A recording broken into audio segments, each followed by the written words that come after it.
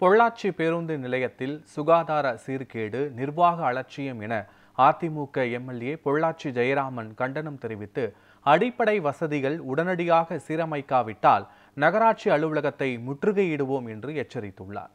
பொள்ளாச்சி மத்திய மற்றும் புதிய பேருந்து நிலையங்களில் தினசரி ஆயிரக்கணக்கான பொதுமக்கள் பயன்படுத்தி வருகிறார்கள். இந்த நிலையில் அதிமுக சட்டமன்ற உறுப்பினர் பொள்ளாச்சி ஜெயராமன் பேருந்து நிலையத்தை நேரில் ஆய்வு செய்தார்.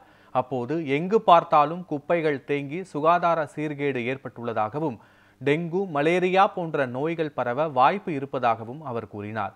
சிறுநீர் கழிப்பதற்கு 10 ரூபாய் வசூலிப்பு கொள்ளையடிப்பு எனவும், கடைகள் ஏலமிடப்படாததால் நகராட்சிக்கு வருவாய் இழப்பு ஏற்பட்டுள்ளதாகவும் அவர் குற்றம் சாட்டினார். அடிப்படை வசதிகள் சீரமைக்காவிட்டால் நகராட்சி அலுவலகம் முற்றுகையிடப்படும் என்றும் அவர் எச்சரித்துள்ளார். பார்த்தீங்கன்னா ஒவ்வொரு இடத்துல குப்பை எள்ளி 2 மாதம் மேலாகிவிட்டது. அங்கங்கே குப்பைகளை குவித்து வைத்து அசுத்தமாக இதுக்குள்ளே வந்து போனாலே டைபாய்டு, மலேரியா, டெங்கு போன்ற பல்வேறு நோய்கள் ஏற்படுவதற்கான வாய்ப்புகள் பிரகாசமாக இருக்கிறது. நகரம் முழுவதும் குப்பை அள்ளுவதில்லை. கிராமங்களிலிருந்தும் பல்வேறு வெளியூர்களிலிருந்தும் வந்து செல்கிற மக்கள் பயன்படுத்துகிற இந்த பேருந்து நிலையம் அசுத்தமாக இருக்கிறது. இதை சுத்தம் செய்வதற்கு நகராட்சி யாரும் இல்லை, தட்டி கேட்பதற்கும் யாரும் இல்லை. இப்படிப்பட்ட ஒரு அகோரமான சூழ்நிலை இந்தியாவிலே வேறு எங்குமே ஏற்பட்டிருக்காது என்று நான் நினைத்து வருத்தப்படுகிறேன்.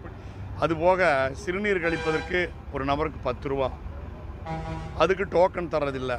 இப்போ பழைய பஸ் ஸ்டாண்டுக்கு நேர் பின்புறம் வடவர்த் சைடில் கடைகள் கட்டி முடித்து 1 வருஷம் ஆச்சு. அதையும் இன்னும் ஏலம் விட்டு பயன்பாட்டு கொண்டு வராமல் நகராட்சிக்கு வருமானம் போகுது. பஸ் ஸ்டாண்டுக்குள்ளே சாயங்காலம் 6 மணிக்கு மேலே யாரும் உள்ளே வர முடியாது, பாதுகாப்பே இல்லை. ஏன்னா கடுமையாக எங்கேயுமே லைட் வெளிச்சம் கிடையாது. அதே போல் விஷ ஜந்துக்கள், எலி, பெருக்கான் போன்ற விஷ ஜந்துக்கள் நடமாடுகிற பகுதியாக, அங்கங்கே வங்குகள் பறித்து விஷ ஜந்துக்கள் வாழ்கிற பகுதியாக இருக்கிறது.